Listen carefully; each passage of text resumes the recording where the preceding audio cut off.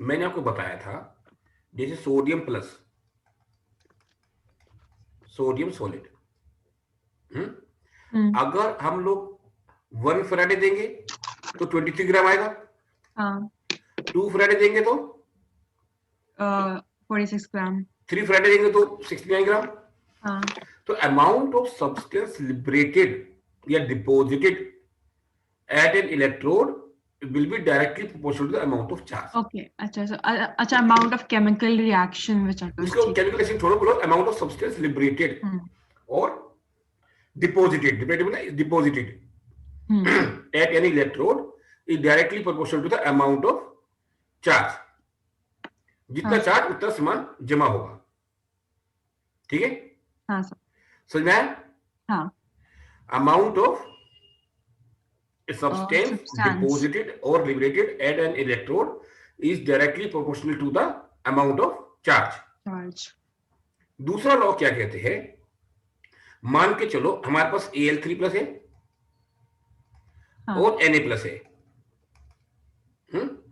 हमने 1 फैराडे दिया, कौन सा ज्यादा जमा होगा, सोडियम प्लस या Al3 प्लस? सोडियम। इसका 1 मोल जमा हो जाएगा, इसका 1/3 मोल ही होगा, है ना? हाँ। If same amount of charge is given to various electrolytic solution, then the amount of substance liberated will be inversely proportional to the valency of the valency of the ion.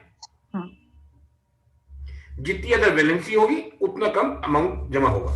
जैसे क्वेश्चन किया था ना last वाला, जिसमें Ag plus Zn2 plus Cu2 plus है, Ag plus ज्यादा जमा होगा, Zn2 प्लस कम होगा।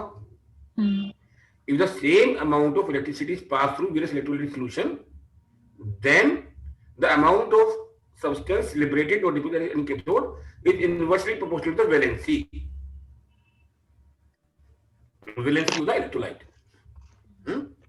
इसको directly proportional to chemical equivalent बोलते हैं, because that is atomic weight upon n. ये जितने ज्यादा उतने कम जमा हो जाएगा, बात वही है। ये बात समझ आई आपको? हाँ सर, मैं बस एग्जाम आपने जो बोला था वो लिख लिया।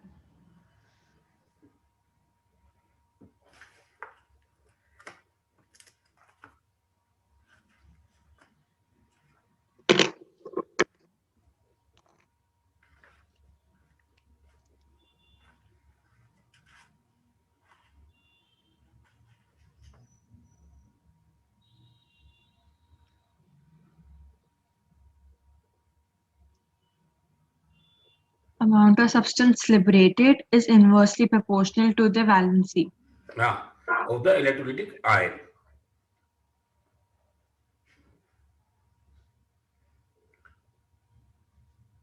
If the same amount of electricity is passed through various electrolytic solutions. हाँ सर। ठीक है? हाँ। अभी देखो पेज नंबर 88। हाँ। इसमें क्वेश्चन नंबर है 3.10।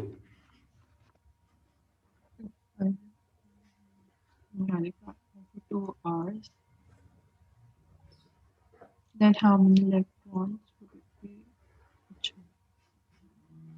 तो इसमें multiplied by 1.9 into 10, 1.6 into 10 to the minus 19 and then divide करेंगे and then उसे फिर one more electron से कर लेंगे divide। टोटल चार्ज कितना हो गया? 0.5 into 1 into 60 into 60 सेकंड्स में निकालते हैं। सॉरी, सेकंड्स में लेते टाइम को।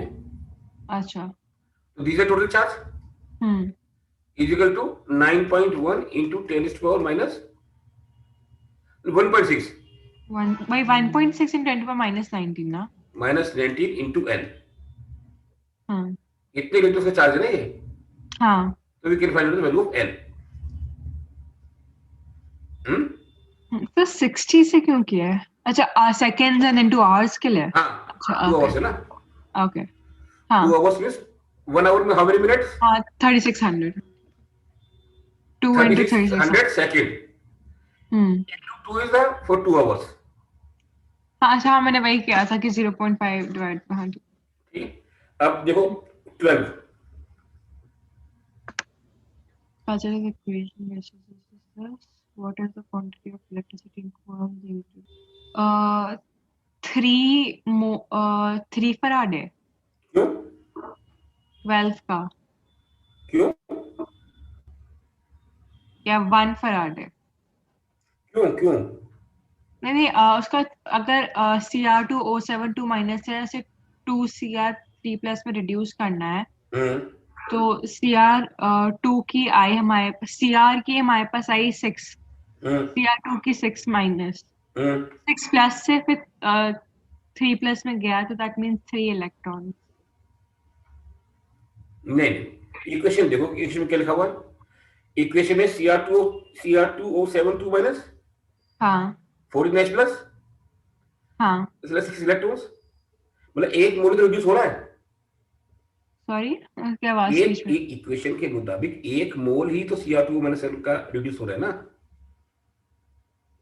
इन the equation we are taking only 1 mole of Cr2O7। हाँ कितनी लग रही है इलेक्ट्रिसिटी? 6 फैराडे।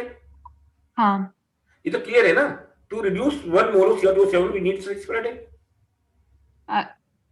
Cr2O से, हाँ ठीक है, 6 फैराडे लग उसकी रहा है ना। बैलेंस ही 6 आ रही है इसलिए। बैलेंस क्यों निकालनी है आपको जब पूरा Cr2O7 की बात कर रहे हैं? तो हाँ पूरे Cr2O7 की बात कर रहे हैं ना। ओ हाँ, एक मोल तो दिया है ना उसका, एक मोल रिड्यूस होने में 6 फैराडे तो लगा खाली, सीधा दिखाई दे रहा है। अब से हाँ मुश्किल क्यों उसमें, बना रहे हो आसान चीज को?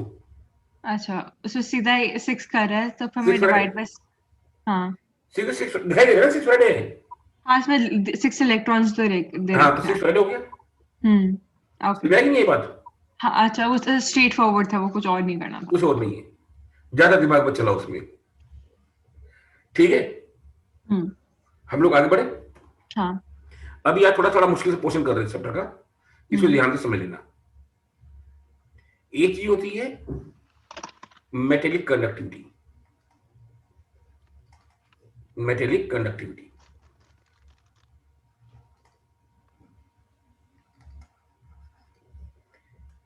What is metallic conductivity?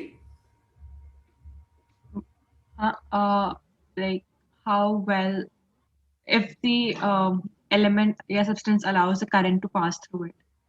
किस किस कारण से होता है? Flow of electrons. Due to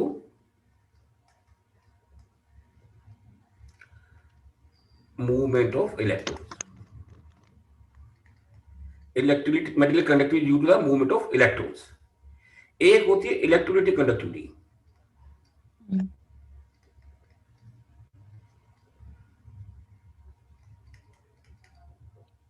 electrolytic conductivity. And what is this? In the flow of electrons in the electrolytic solution.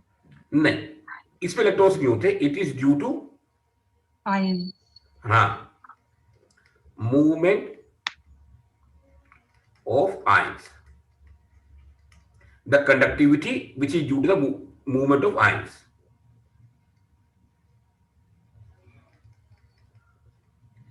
Conductivity which is due to the movement of ions known as electrolytic conductivity. हाँ sir. ये बात सुनिए आपको? हाँ। जैसे कि पानी में आपने डाल दिया NaCl, so this will break to give Na plus NCl minus. They will start moving because that movement some current will be produced, that is known as electrolytic conductivity. हाँ सर। नेक्स्ट लिखो factors affecting electrolytic conductivity.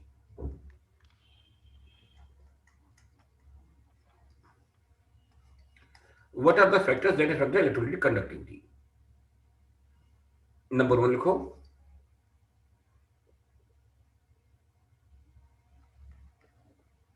Sir. Nature of electrolyte. इसको बोलेंगे solute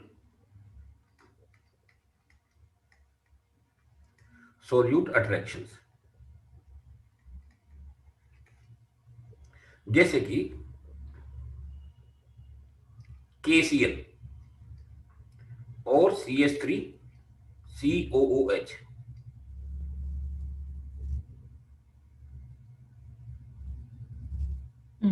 दोनों में क्या फर्क है?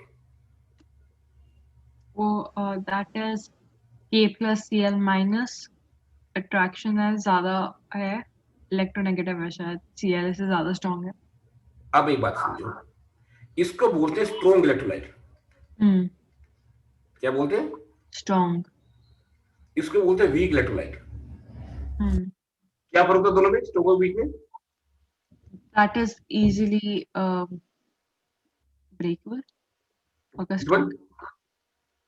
Strong electrolyte वही कहेंगे कि if it's easily उनका bond is easily breakable। Easily breakable, मतलब they will dissociate almost completely, पूरा टूट जाएगा ये। And they will dissociate only partially, ये बहुत कम टूटेंगे। CH3CO minus. आयंस के बीच में अट्रैक्शन कहां पर ज्यादा है? अट्रैक्शन H प्लस की तरफ ज्यादा है। नहीं, इसमें ज्यादा अट्रैक्शन आपस में, इसमें ज्यादा है? KCl में ज्यादा है। किस में ज्यादा अट्रैक्शन है? उससे कंपेयर ना। हाँ, तो that's more attractive to each other than CH2CO and minus and H plus। हाँ, आप वही कह रहे हो ना, KCl और उसके बीच में। मतलब आयंस के बीच में अट्रैक्शन यहां ज्यादा है कि यहां ज्यादा है? वहां ऊपर। हाँ। नहीं, अगर अट्रैक्शन ज्यादा होता तो टूटता क्यों ये टूट गया, मतलब अट्रैक्शन नहीं था। ये टूट ही नहीं पा रहा, थोड़ा टूटा, अट्रैक्शन ज्यादा है। ये बात समझ आई आपको? तो ये अट्रैक्शन ज्यादा हुआ, ज्यादा होता तो टूट नहीं रहा ना। मेरी बात समझ में आ गई? ज्यादा हुआ तो आयंस के बीच में अट्रैक्शन ज्यादा है, तभी तो ये टूट नहीं पा रहा ना पूरा। हाँ, यहाँ कुछ अट्रैक्शन का टूट गया। हाँ, अच्छा, हाँ, ठीक है, पक्का ना?